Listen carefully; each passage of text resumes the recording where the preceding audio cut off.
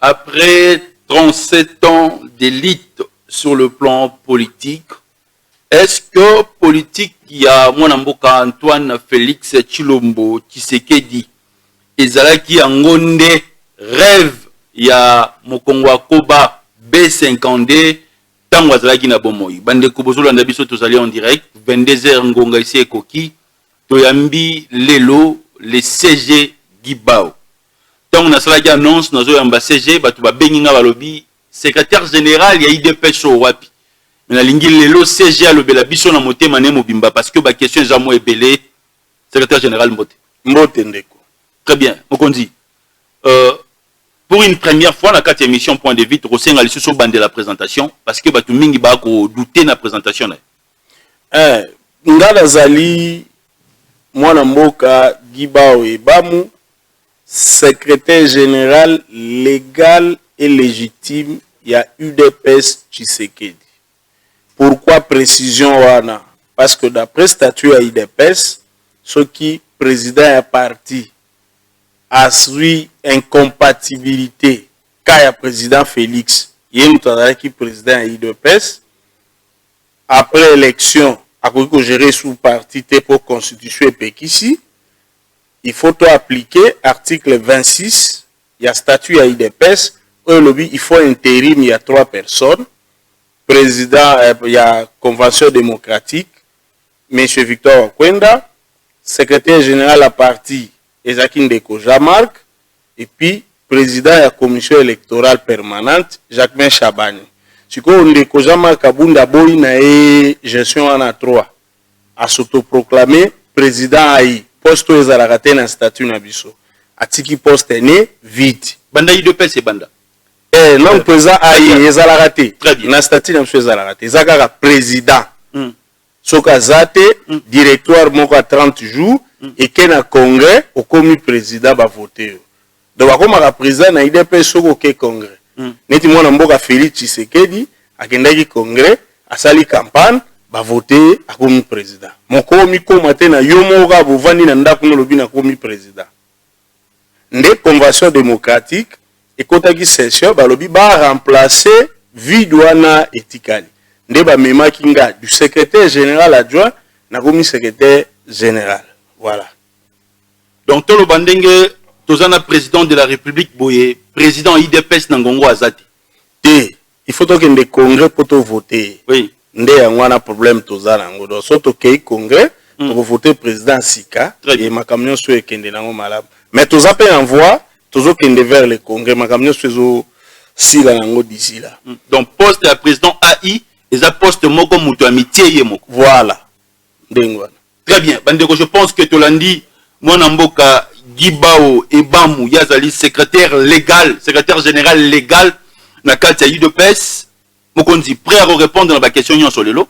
Tunami, nous a Très bien. Justine Alangi, Mwana soa kosala, mosala, neti masine, Mokonzi, Tolanda image.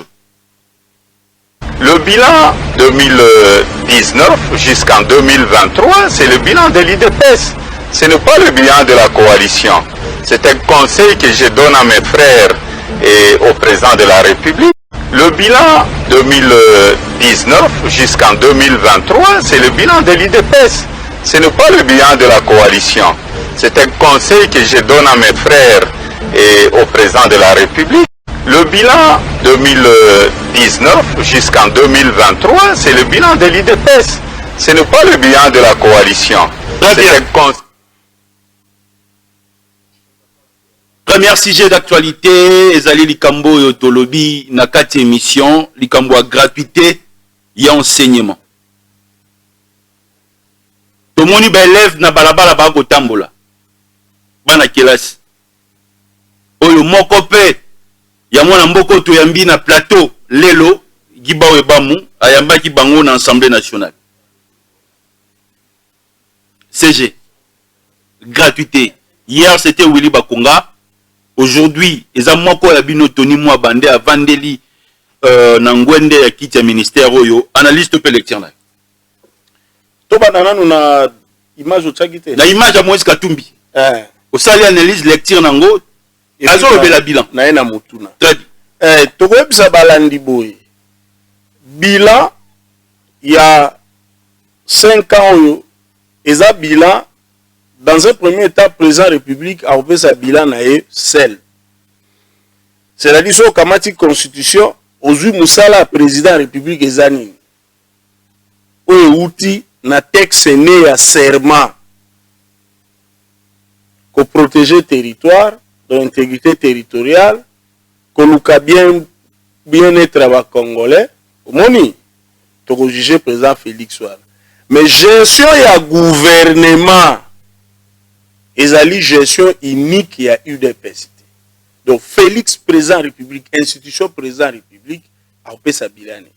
Gouvernement, si on a gouvernement, tu as 2 séquences. Première séquence, 2 ans à Liboso, tu gères Biso Moroté, tu gères na FCC na coalition. Projet justifié bon. Ensemble, tout ça qu'ensemble, tu vois il faut être honnête. Si on y étape après alliance, na président Katumbi azana biso. Peut-être à quoi batté. Pour ba acte azo posé, azana bato maele autour nae, na ebite so ki bazo sa la lecture ni. Tozali ensemble. C'est le propre gouvernement et coalition. Ba ministre et président Katumbi bazana biso. Comment bilan vous avez été aux accueils de pes? Toko partager bilan. Et le qu'on faut balandi baeba. Donc en 2023, Bemba peut agopé sa bilan na compte à MLC. Tozana ye. Tous ensemble. Bilan za biso nyonso. Toko attribuer kana président Bemba te na président Katumbi te. Mais biso yo to gérer ensemble. Gouvernement o ya Sama Lukonde. Tozana bilan ko présenter ensemble. Si ko faut pas éviter ka ba biloko mususu bazo sala ils ont sonné bien te so bozo gérer ensemble. Il faut que vous ayez une attitude moko bobota la nzela moko. Hypocrisie zalate. Hypocrisie zalate. Pour ça moi berere ko rattraper po tozana na gestion. Donc ngai na ko finga gouvernement Sama Lukonde te parce que ministère moko bo mutayi de pesa zatete, c'est notre gouvernement. Tozana obligation ya ko soutenir yango tina suka. Très bien. Donc voilà pour na côté wana. Côté à gratuité. Gratuité zali mesure oyo mokonzo ekolo fe Tshisekedi azwaki po esunga bana na biso esunga mabote belé et ebandi kosunga ndeko soko tali depuis bandi bilan ya gratuité plus de 4 millions ya bana o bana kotanga te parce qu'il faut ba objectif école primaire ezani kweba kokoma na kotanga na ko calculer to ko compter siko tozana plus de 4 millions ya bana na âge kotanga o bazui chance wana te ya kokende pomboka ye na pasi papa na bango fe Tshisekedi aye alobi non bana to pesa bango chance batanga mais malheureusement pour na président fe Tshisekedi prise en charge à ba parents et commissaire catégorie moko ya bato ambongo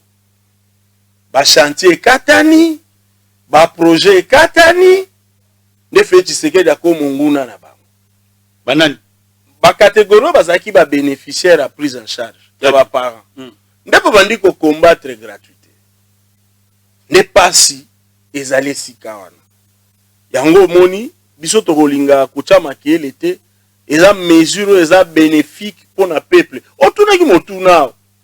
Est-ce qu'après 37 ans d'élite, au fait Tshisekedi au sala lelo, ezali makanisi oyo papa tikaki.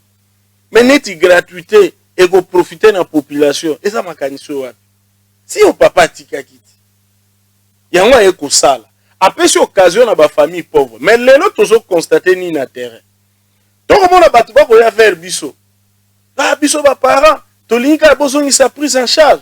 Bon, yo tangi sa na école nini bana no baza, na école nini, omoni bakimi. Donc moi lobby moko boye, o baza ki ba grand bénéficiaire pour la grand bénéficiaire ya prise en charge à ba parents, ça qui même pas enseignant. C'est la moins minorité. Ba lingi ko perdre ba avantage wana te. Siko mabe ya vision nezani ndeko nanga. Bokoki koloba nyoso tondimi. Ah, classe tondi. Ah, qualité enseignement baby le l'autre avait fait Tshisekedi.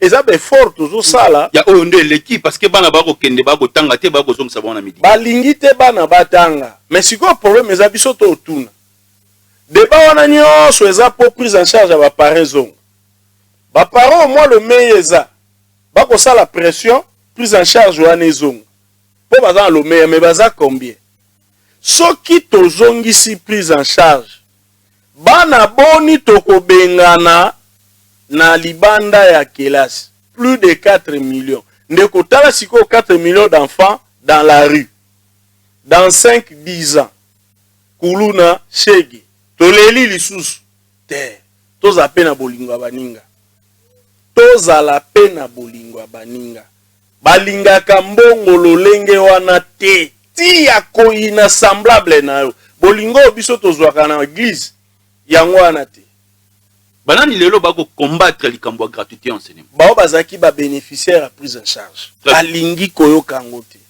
bango wana biso olobi boye tomonana na mosolo te tokanisa 4 millions ya bana wana tokotya bango wapi mpo na venir na biso balobi avenir ya mboka eza bana ndeko ozosala émission lelo mpo batangisaki yo na baboti oyo ya yo nga mpe nazosala lelo mpo baboti batangisa yenga sikoyo tour na nga na yo na baninga mosusu tokomi baboti tolingi te bana mosusu batanga mpo na baintere na biso bana wana lobi bakokoma banani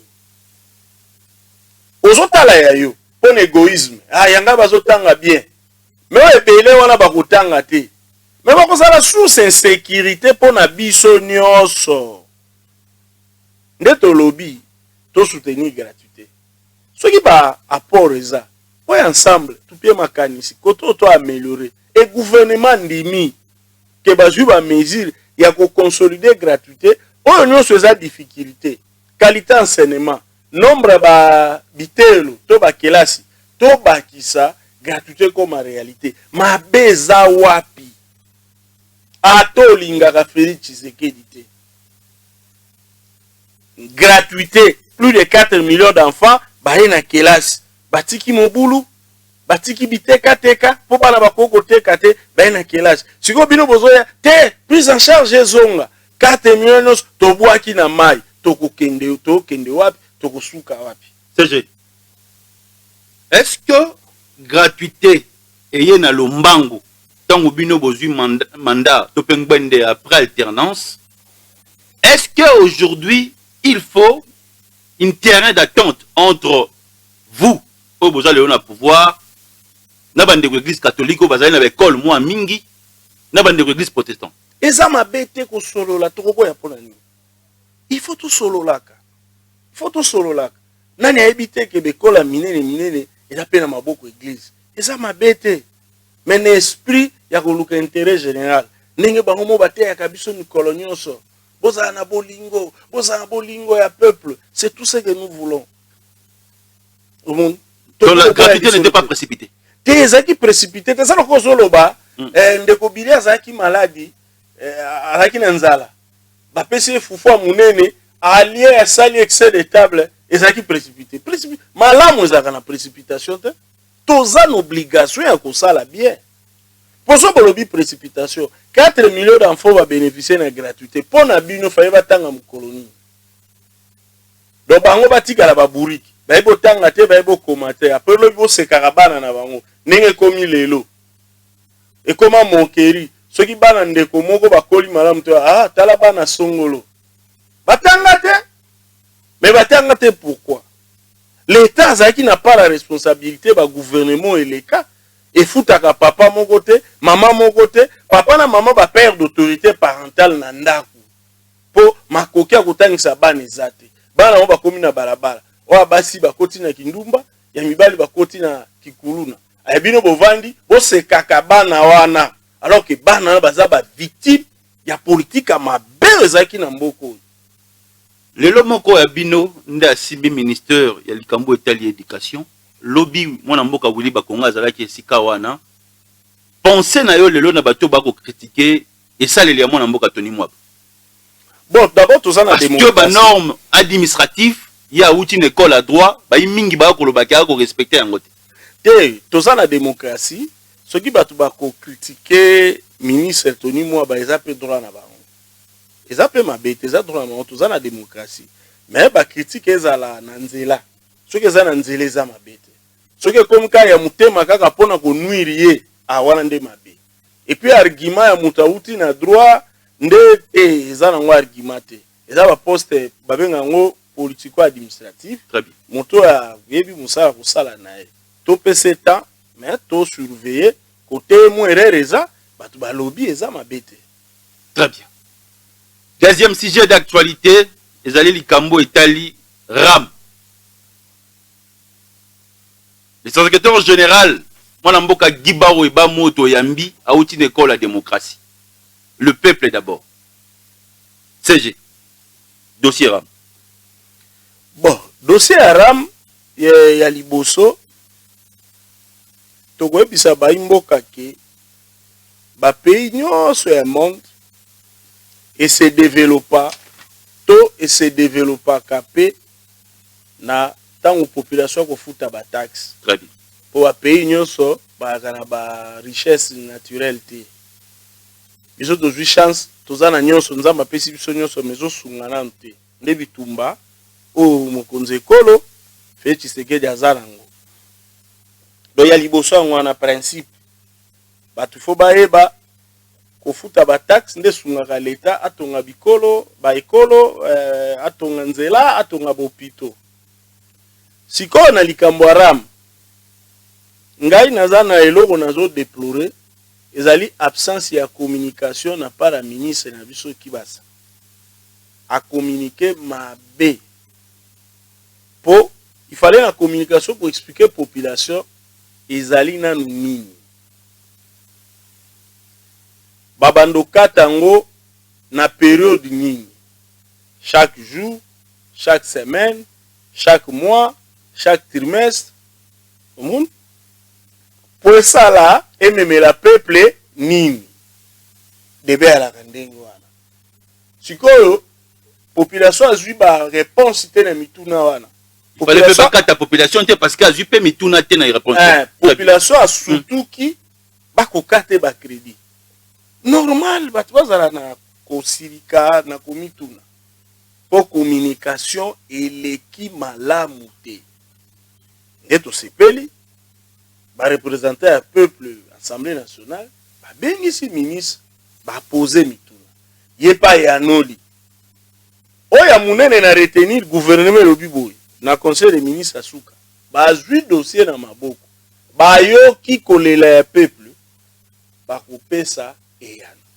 Lotozo eleyano ya gouvernement pour tuer bato kusala ndenge. Voilà on a kolo ban état pour. To yambio hein. Oza homme d'état et sengeli to tout na yo pe o manyola. Makambo peuple a ko se déranger na ngona ngongo tozali. Ikambute. Mbongo ekoti déjà na RTPC. Na nzela ya RAM. Ekei wapi? Ebatami wapi? Nani azu yango? Première question. Nde malembe de CG. Ou tu n'école la démocratie. Dans la ligne on a ça une émission moi mingi parce que batala ko pena makasi. Est-ce que eko nuire le bilan oya bino tango bozali na bokonzi likambo ya RAM? Parce que bande ko FCC ba sengi bo rembourser to pe régime wa bino rembourser na population mbongo ba katiye ba moi ono so to eleki. Bon, sikoyo nde sika toza tant que tolobi communication ezalaki te nyonso wana na kati sikoyo faso tozozela gouvernement lobi ekoyoki peuple eko répondre na exigence à peuple tant ba ko répondre faut tozwa pe mitu ba eyano na mitu na wana mbongo yango yaki combien? Très bien.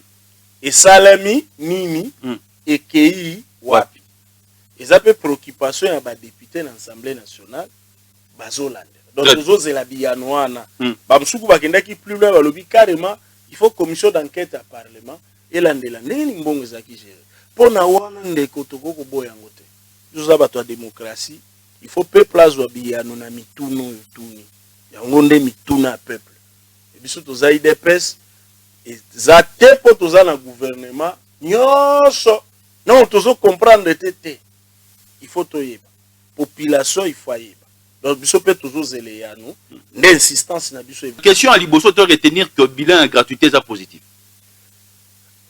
Gratuité ezali eloko ya munene koleka papa oui. eza na eloko ya malamu te neti kosala mpona bana to retenir kaka bilan nango na ngonga oyo tozali ezali positif. mais papa oui. Muto aye na susi bana ne batanga mabeni yo komona na papa ndenge wana Félix Tshisekedi aye bana na ye batanga bongo banseignant bakolela bakozwa salaire te lomeya te banseignant wana oui. baza na tort te oui. qualité enseignement evandi pe na kobongisa niveau de vie ya banseignant. Très bien. Mais il faut bayeba pe banda mokonzi ekolo abandi kosala. Mais ça dérange CG moto akokende kelasi kopesa bana mayele ye moko akozwa lomeya te bana ne pe bakotanga te. Yango na lobby. Bakolia pete. Yango na lobby eza bosolo.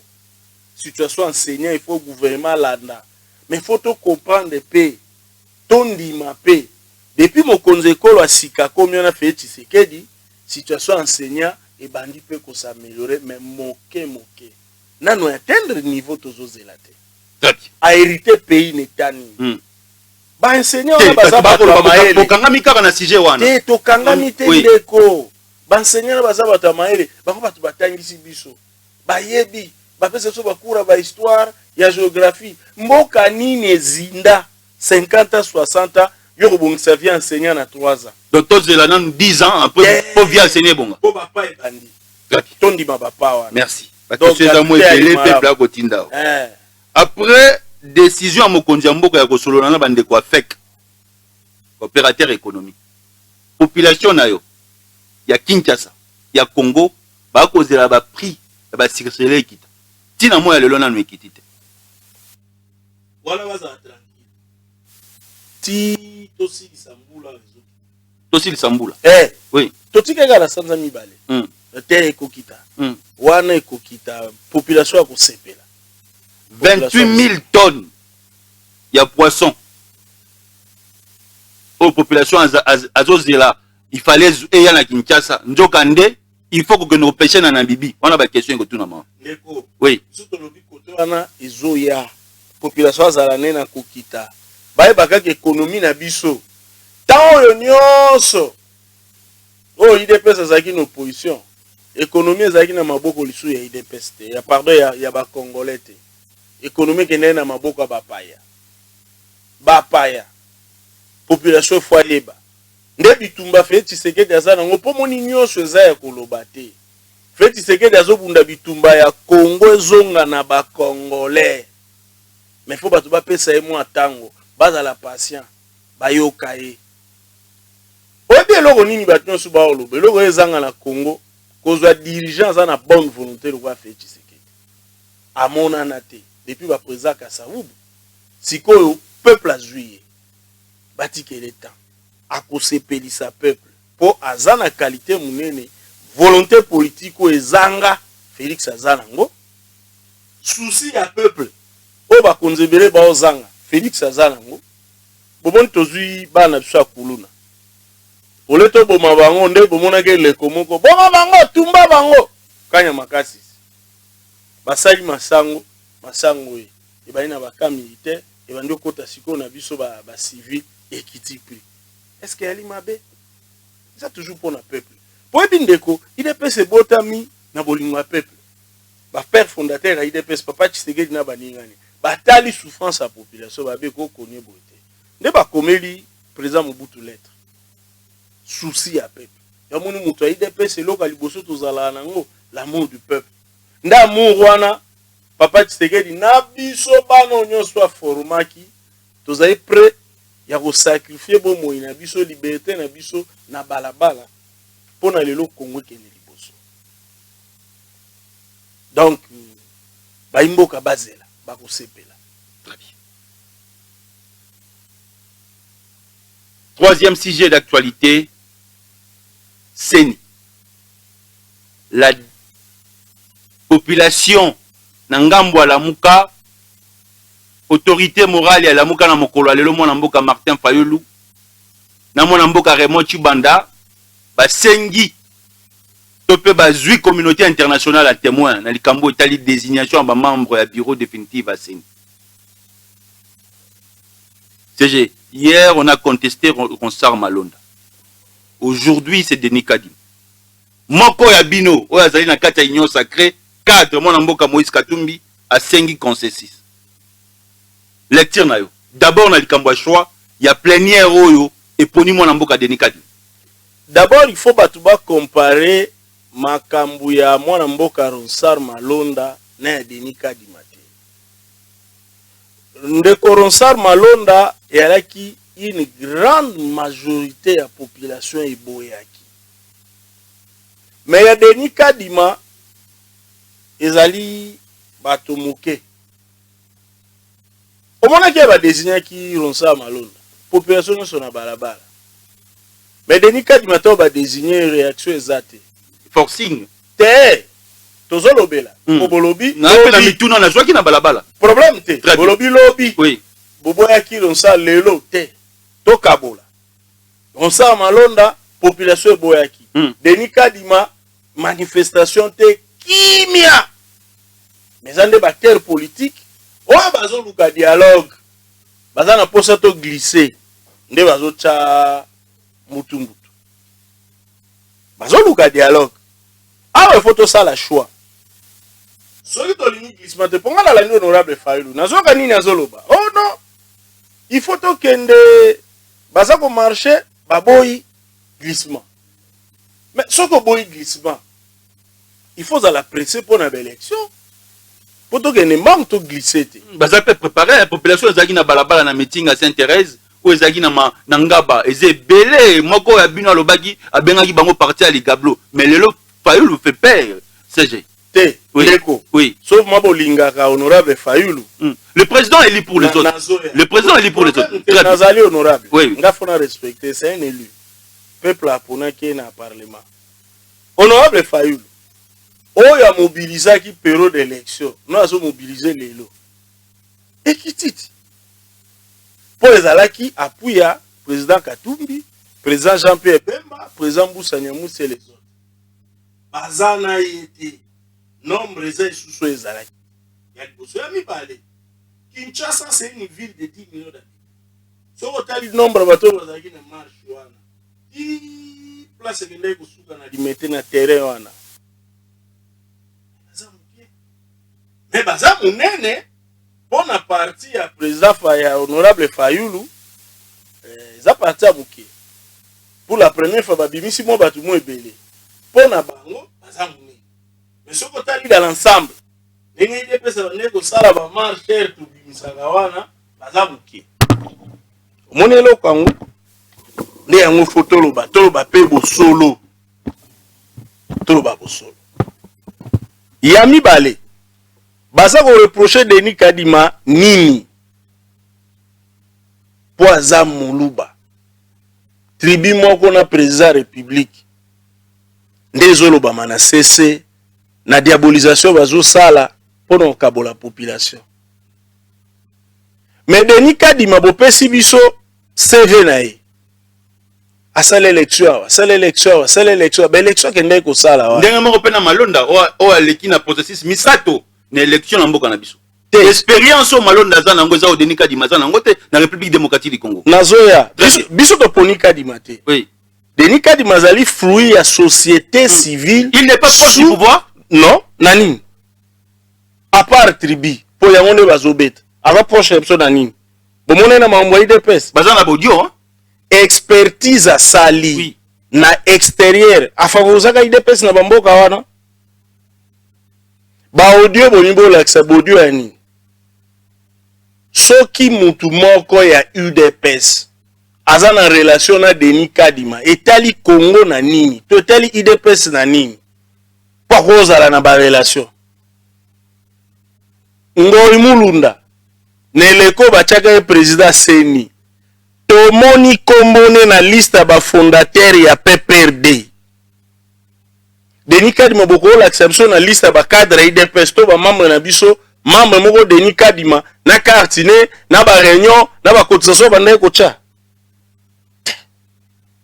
toti kabiloko wana toza ko cha bilenge erreur soki appréciation linge vanda sur la tribu biso toza nango d'accord te et ko gêner pour ça intellectuel te bako boya mutu pour na tribune. En fait, tu comprendre critère batu bazo luka pour la présidence CENI, il faut être ennemi de Félix Tshisekedi, avoir la haine de l'IDPS et de Baluba. Les critères de Baluka yangwana. Et à Mawamingi. Que reprochez-vous aujourd'hui à l'église catholique et à la Senko? Bon, wana zo l'église, c'est d'abord l'église nangai, dans la catholique. Donc on va vendre la Senga biso to ba retirer bandeko. Excusez, bandeko ba ponaki mwana mboka Denis Kadima ba retirer candidat na bango, bango pe ba retirer ya bango, mais bino bo sali forcing, bo imposer bino, bo imposer mwana mboka Denis Kadima. Donc nakoko loba mambo église té. Bango mutu ba boti biso na ndenga molimo. Donc église té. Mais tokoko loba boye. Biso to ponité. Église ezaki na sous-composante na bango confession religieuse. Nde place bakendaki kopona. Bazui retard il y a 2 mois. Bango baza ba papa molimo. Baza même na Saint-Esprit. Faye musala nekende mbang. Et pour sanité. Siko photo sala choix. Nde place ngala zozonga. Honorable Fayulu. Moment qu'on implanter parti yango. Moment qu'on préparer l'élection yango. Olia sala a salité. Abandi ba spectacle, azoluka bloc. Moni bloc wana bazoluka na ba FCC va vendre.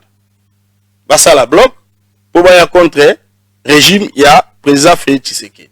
Conséquence ces années. Kaka ndenge les gars en 2018.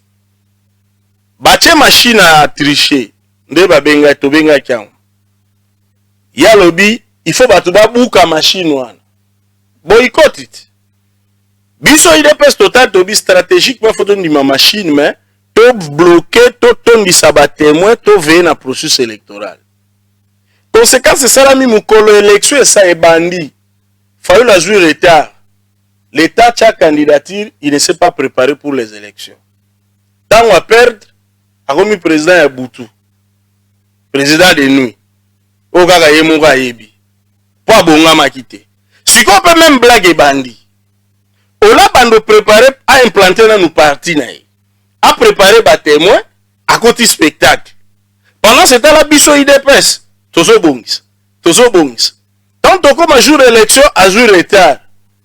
A poli to poli pour président Seni aza proche na chef de l'état. Et rango tozo beli. Ndeko boza la témoin. Moko pe ya bino azobele la Moïse Katumbi. Ndeko Moïse Katumbi. Ça dérange, il fallait tabac. C'est pas belle. Mais moko ya bino, oh bondi qui azaki n'exil. Tozana ye. Le bagi tanga azaki na Kabila 3e penalty. Oh le pas lobby consensus. Cela veut dire qu'il est constant la démarche politique na ye. Eza kutu makambo constante de. Il faut ezala kutu moi regret. Par rapport à quoi CG? Tozana ye na coalition. Et si ka ya ko poser ba problème eza presse te. Na regretter na ngomingi. Comment na président Katumbi, nous tozana na coalition. Place à ko poser problème eza et comme na presse. Néanmoins parce que c'est pour le peuple. Eza makambo peuple te. Menenga mako bino bazo reprocher le nenga saki na Kabila. Nga makambo na bona Kabila na okota te. Très bien, oui. Pour ça ba détail peut-être na maîtriser te. Oui. Oyo sénateur Kabila na président Katumbi ba sala na yebité. Moi je préfère na loba oya biso. O nazo maîtriser toza na ye na coalition moko. Batu ba na coalition yo ba ba bet équipe moko. So ba ba problème ba osolo la place ba kuta na ba sala ka stratégie. Mais ce qui mutabandi ko koma mukanda likambo ezali. Likambo ezali. Bureau ya Seni esalaki objet ya négociation entre biso na kata union sacrée. Mais modèle to solo likuna ya sepelité. Olie ya wana aye na ngona public. Mais tant toko négocier, a posé ki problème à Denis Kadima te. Asengi poste po na lingomba na ye. To pesi pe ba réseau ne biso to moni ko sala ya kamatango te. Nde atomboki. Moni vérité. Denis Kadima za na kati kuna te. Intérêt na ye à se retrouver te eza droit na ye mais cadre wana poser problème eza cadre ya solo te o ba responsable ba réglera ba problème akoko mona chef de l'état asololi oyo déjà na mito ya bato mosusu na minute oyo bakomona mwana mboka Antoine Félix Tshilombo Tshisekedi un dictateur jamais mais Fayulu alobi yango te Fayulu eza Oui. na ebisi bino ya lingaka ba spectacle Très bien. mais honorable Fayulu aza mutu amayele peut-être asa monika ko perdre une élection abole na kota na sala nga ba spectacle po mutu aza na posa a diriger mais bande ko implanter parti yo moni parti honorable Fayulu eza implanter wapi ozo comprendre biloko azosala olandaki sondage te ya biso te 32% Félix Tshisekedi président 2023 wakao ye élection lelo sondage epesi tal écart na honorable Fayulu musika ayebi akopola élection yango azosala ne spectacle ola implanté parti bosolo ndeko yango wana consensus ou pas te makambo ekende na confession religieuse loba bato baloba tolembi ezonga souhaité civil dans l'ensemble peut-être to avancer plus de 2 mois aucune solution tokosuka wapi il fallait parler ça la nini après 2 mois ya blocage toboma bapapa milimo mpona nini baza bapapa na biso ya milimo ezala les 2 ezala les 6 baza bapapa na biso ya milimo lokola bayokani te mais nga na sepeli po bamona exercice ya politique ezaka facile te ndenge bato bakanisaka po bato ebele ta bavanda na bandako bakatisaka politique eza facile mettez un peu d'eau dans votre vin manifestez de l'amour pour le pays wana barecommandation basaka bapoliticien mais totie bapapa molimo na épreuve bopona mutu moko parmi bino bomoni aza mayela kosalela biso bayokani presque pas très bien tiye na niveau parlement tranché soki bango bayokanaki parlement linga ko tranché te et tant qu'un homme d'état parce que bandeko FCC lelo baza contre makambo ndenge esala bayimboko pe baza na bino na kati ya union sacrée baza contre ndenge makambo esala bandeko alamuka Adolphe Muzito Martin Fayulu baza contre est-ce que nzela ya dialogue lelo est combien important nzela ya dialogue soki ya kokabola baposte eza na importance te wana tozo distraire peuple po ebele baza na calcul nde ya poste eza oyo bato boyokanisa te ndenge nayebisi yo makelele eza na union sacré baboyi kadima te lokuta na masolo tosololi basepeli te na miso ya bato balingi baya na nkombo ya kadima po basala mena jonction na baninga mosusu eza bongo te omoni vérité so bato balingi koloba vérité te bato basepeli te normal me bareglaka yango na ndako so ekomi ya baletre boye ngai elekeli ngai ndenge mokonzi mboka alakaki biso na tribune ya Nations Unies cela veut dire tokozwa maponami na 2023 il faut tokende élection na 2023 pour la crédibilité pe ya pays oui. faut tolongola na mutu ya bana eloko babengi glissement c'est une très mauvaise éducation po tozotsala mutu ya bana très bien si aujourd'hui toke na maponami le président de la République Antoine Félix Tshilombo Tshisekedi devant peuple congolais akozala na discours nini oui peuple bovota inga napesi bino merci mais botalo musala nga na sali na bani na gratuité na bandi kwa na enseignant na bana changu na moto aza na kanya makasa sa kotala yo na suka ya Kongo akotala yo papa oui moto alingaka bana na ye oui eza na eloko ko pesa ya kitoko te 1 gratuité yango oyo 2 social tobandi ko améliorer conditions de vie ya ba agent de l'état na ba enseignant ndamu pose tozolobela masolo ya 5 ans biso za na 3 ans tutika na 2 ans poza na biloko tokobakisa neti makambo ya santé universelle eza na nzela très bien ekoya population bana pe ko se soigner na ofele ozo comprendre Oui. biloko kokita oyo ezoya Non, population. bakomona yango Très bien. mpo sondage oyo esalami lelo Oui. oyo ya 32%. Mais eza ya lelo te eza ya lobi te batuni question lelo so baye bovote président epuis bovote nani Félix Tshisekedi Na tchango babela Kabila zonga makambo Félix akokoka te. soki eza 10 personnes comment ochango point de vue ya chango 10 personnes eza point de vue ya chango te eza point de vue ya 10 personnes wana tonote ke 10 personnes moko bazosepela na sénateur Kabila liberté na bango mais lakisi te ke nde sénateur Kabila fo azonga même bango moko soki ekomi azonga omona nde bakolinga te olandi wana ezalaka kaka bato baza na mwa kanda mwa baproblème social mwa manipulation mpe na cese mpo tosali mpe bakete bakokobelela bongo mpo bapesa président neti mwa interpellation mais eza vraiment te ya nini mpo sondage yango ya maison ya IDPS te elobi Félix Tshisekedi moto aza vainqueur Gratuité sociale. Ya misato.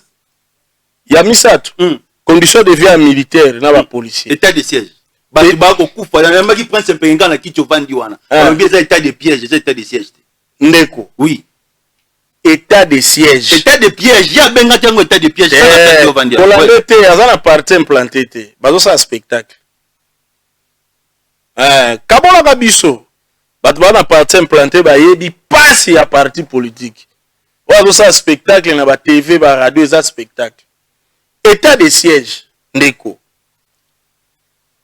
omoni ntango bakoloba na bino président Félix alobaki situation ya este eza na plusieurs formes basolution eza ebele ya basolution communautaire ya basolution diplomatique oyo etali relation na biso na bavoisin oyo etali relation na biso na baoccidentaux mais toza mpe na dimension interne biso moko bacongolais conscience eza te nani abandaki kondima elobami awa na parlement président Bahati na sénat na président Mboso balobi bacongolais ebele toza na kati ya guerre wana bafingi bango te président Bahati na président Mboso tofingaki bango maintenant état de siège révélé nini neti ya semaine passée mama ndeko na biso congolaise de père et de mère bongo atekaka minduki na banguna ya Congo po baboma bacongolais ya zwa mbongo soki état de siège te yo linga oyeba biloko wana bagroupe rebelle ebele ese rendre likolo état de siège biso tokomi komituna oyo nyonso alingi état de siège te azopropose nini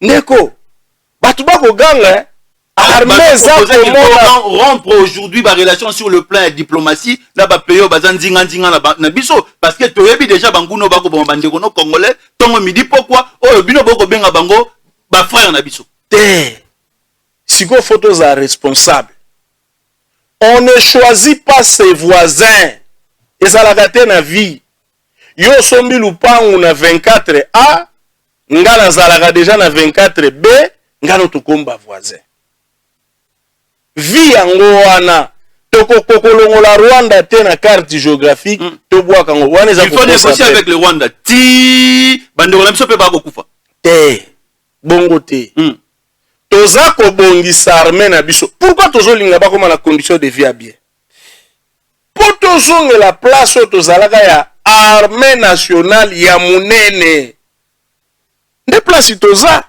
mais en attendant ntango tozosala koto tokosolola na bavoisin tokosolola na baoccidentaux eyali réalité tokokotika peuple nyonso ekufa te mpo na basentiment président Félix aza kogere mpo na avenir e bato bazela bilan na biso na 5 ans bakomona baprogrès mpo baprogrès ezali moke eza kopesa baresultat mais eza nanu timide toyebi ke eza nanu ndenge population merci parce qu'on reconnaître ouais. biso oza bato ya vérité nanu résultat epesi ndenge tolingaki te ça veut dire que le bilan est mitigé na côté ya sécurité na est très bien mais toza koavancer très bien si je te tiens na 5 minutes quelle différence faites-vous aujourd'hui entre Joseph Kabila et Félix Tshisekedi sur le plan il y a promesse au Mokonzamboka pour sa population congolaise lelo et qui va comme on ngote et sur le plan de la gestion en Boka. Na 3 ans Kabila Salaki, na 3 ans Bino Bosali. Poto clôturer émission.